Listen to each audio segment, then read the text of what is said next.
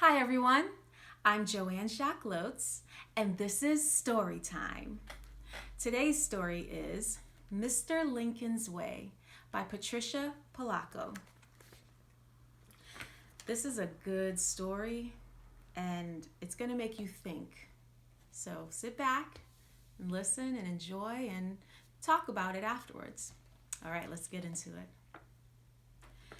Mr. Lincoln was the coolest principal in the whole world, or so his students thought. He had the coolest clothes, had the coolest smile, and did the coolest things. He had tea parties with Mrs. West's kindergarten every spring. He took Mr. Bliss's sixth graders on nature walks in the fall. He set up his telescope next to the pond in back of school on special nights and invited kids and their families to come and look at the stars.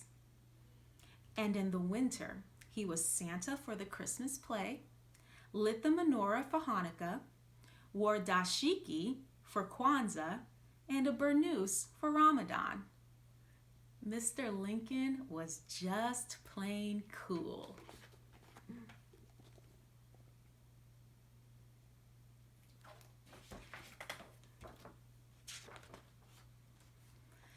Absolutely everybody thought so, except Eugene Esterhaus. Mean Gene is what everybody called him. Mean Gene sassed the teachers and beat up on most of the other kids on the playground. He was no student at all. He drove Mrs. Dunkel crazy in English. Miss Chu wanted to drop him from art. And he was a bully. He always seemed angry, picking on kids and calling them names.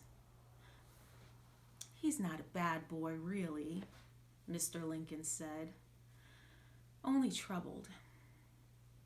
To just everybody in school, though, Eugene was trouble, spelled with a capital T.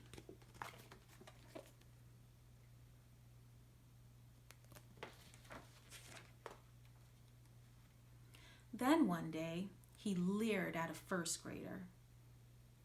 "What you looking at, scumball?"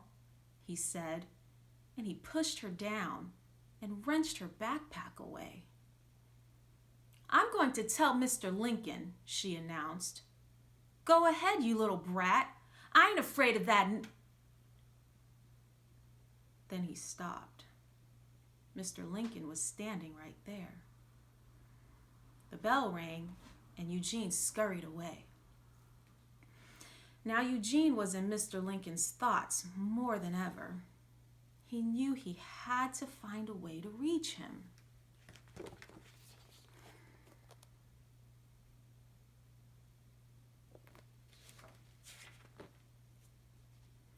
Then one day, as Mr. Lincoln was helping the fifth grade plant a tree in the beautiful new atrium, he noticed that Eugene was looking up into the branches of one of the other trees. There sat a bright red cardinal. 2 other days, Mr. Lincoln had seen Eugene standing at that atrium window, watching birds on the trees. Mr. Lincoln wondered, was it possible that...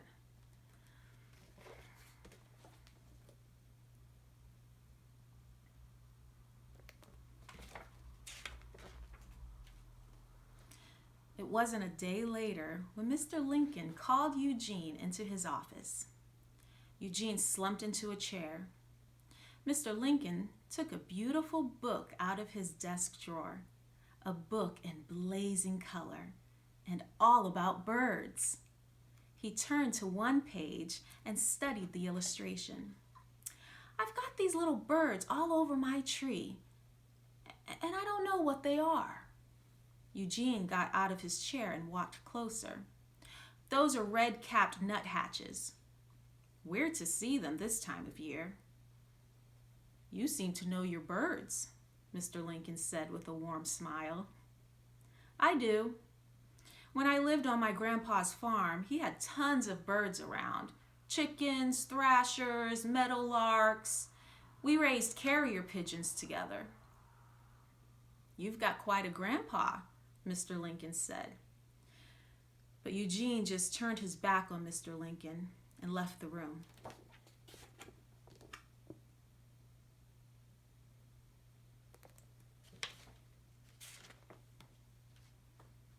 A week had gone by when Eugene ran into Mr. Lincoln by the atrium, looking glum.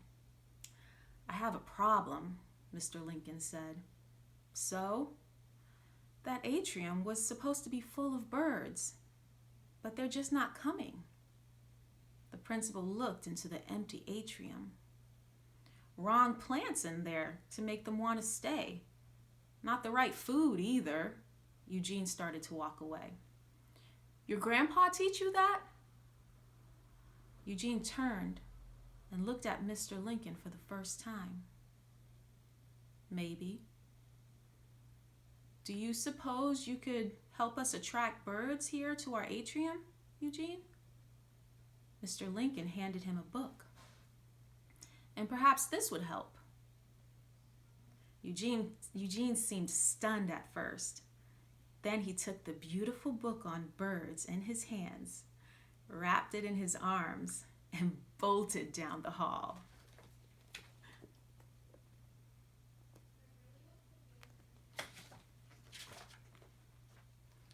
As the days passed, Eugene never seemed to be without the book. His English teacher let Eugene read passages from the book in class.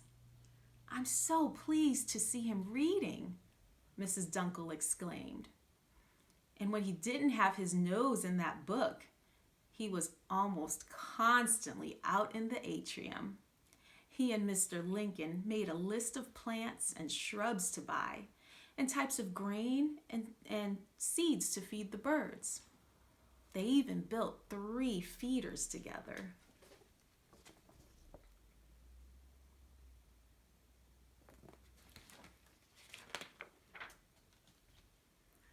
That's when it started to happen. The birds began to come. Nuthatches, bluebirds, a tanager, and many colored finches. So many different kinds that the whole school stood time to time just to watch the wonder of them in the atrium.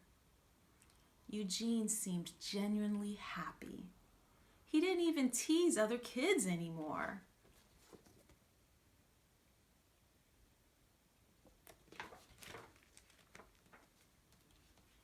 Then one day, Miss Chu burst into Mr. Lincoln's office. "There are 2 mallards nesting in the atrium." Mr. Lincoln rushed to the hall, and sure enough, there in the atrium were a male and female mallard. And there was in their nest near the southeast corner of the atrium. Mr. Lincoln saw Eugene on the other side of the atrium, giving him a thumbs up. "I was hoping that they might be a mating pair," Eugene said one day as he and Mr. Lincoln looked at the 5 perfect eggs in the nest. "Just one problem. The ducklings will need to be near water. They'll need to get to the pond outside. They can't fly out of the top like their parents." "You'll think of something, Eugene. I know you will," Mr. Lincoln said, and he put his hand on Eugene's shoulder. It was nice that Mean Gene wasn't mean anymore.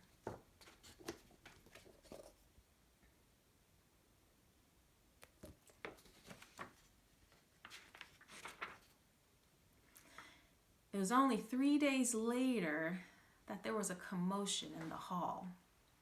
Mrs. Belding rushed into Mr. Lincoln's office with Eugene in tow. Mr. Lincoln looked at Eugene in disbelief. "What happened?"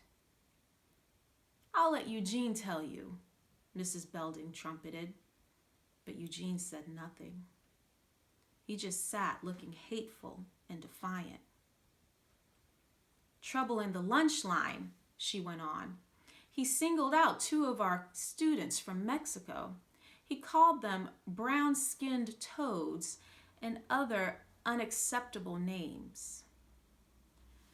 I'll take care of this, Mr. Lincoln said quietly. Mr. Lincoln sat down in front of the boy. Eugene, my skin is brown too. Eugene just glared at Mr. Lincoln. This I know, Eugene. Someone who loves birds the way you do couldn't possibly have that kind of hate in his heart. Then Eugene began to cry. My old man got real mad when I got home late from helping you, he sobbed. He said you're not our kind. Our kind, Mr. Lincoln murmured. He led Eugene to the window of the atrium. It was alive with songs of the birds. I see sparrows, jays, cardinals, nuthatches, and the mallards. Don't all of those beautiful types and colors make this a beautiful place to be for all of them? Eugene nodded yes. Well, God made all of them, all kinds, just like he made all of us, Eugene. Fact is, all of you children here, with all of your cool differences, are my little birds. Yes, my little birds. And that should be your answer as to what is right or wrong in what your father said, Mr. Lincoln said quietly.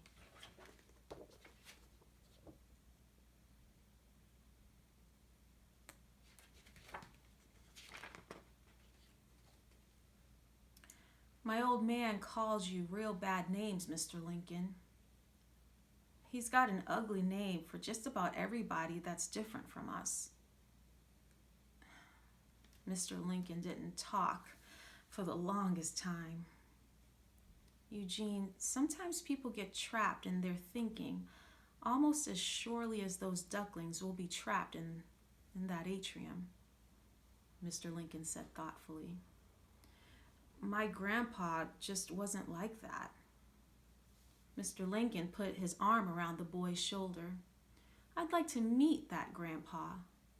But Eugene, you have to promise me, even when bad things happen at home, here at school, you need to treat all of my little birds with kindness and respect. No more teasing and name calling. Please promise me. Eugene promised.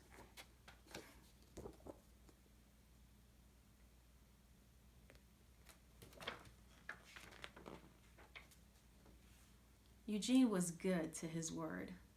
He became a model citizen. He tried with all his heart to keep his promise to Mr. Lincoln. Then, one bright morning, Eugene stopped at the atrium window. The eggs were starting to hatch. He ran from room to room and brought the whole school to watch. The ducklings were hatching one by one. At first, they were wet and unsteady, but in a short time, they were fuzzy and racing about.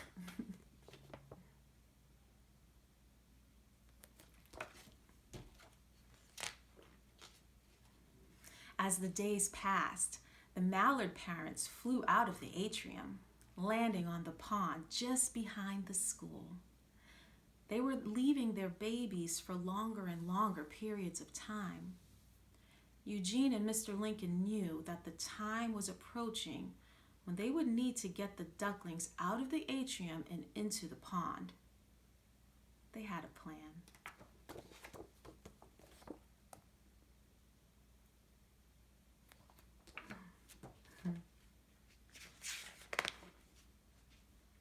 When the big day arrived, classes were asked to stay in their rooms. Then Eugene and Mr. Lincoln opened the door to the atrium and stepped in. They had both practiced saying, ging, ging, like the mallard parents. Now they talked to the ducklings, coaxing them to follow. The father mallard waddled up to the doorway of the atrium and peered down the hall. At the end of the hall, the father mallard could see the lawn and the pond. Ging, ging, Eugene called.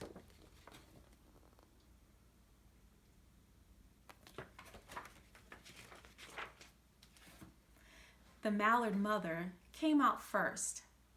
Then one by one her babies followed. Eugene walked down the hall, calling to them over and over as the family waddled behind him. Then all at once, the mother and father took the lead and the ducklings scurried after them.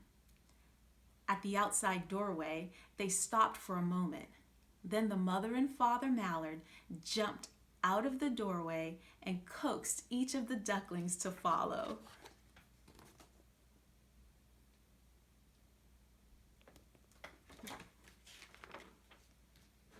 Mr. Lincoln and Eugene both stood and watched as the ducklings raced down the hillside and plopped into the pond with their parents. Now I know where the expression, like a duck takes to water, comes from, Mr. Lincoln laughed. He couldn't believe how well the babies swam.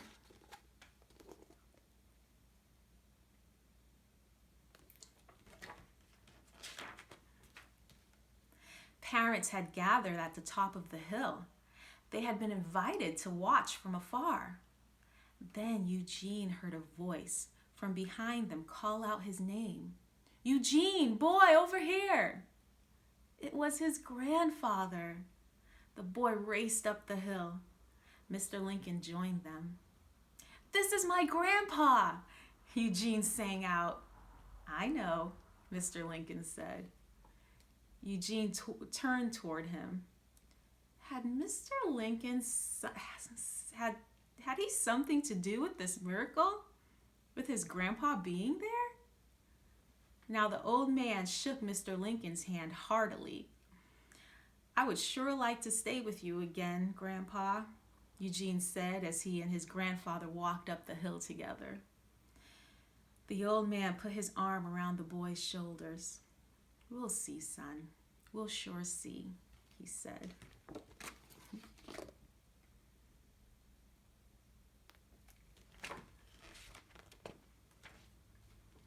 Later, Eugene and Mr. Lincoln walked down by the pond together. Eugene needed to say something to Mr. Lincoln. "You showed those ducklings the way out, Eugene," Mr. Lincoln said. "Hey, you showed me the way out, Mr. Lincoln," Eugene smiled. Then he stopped and looked into his principal's eyes. "I'll make you proud of me, Mr. Lincoln. I promise." The end.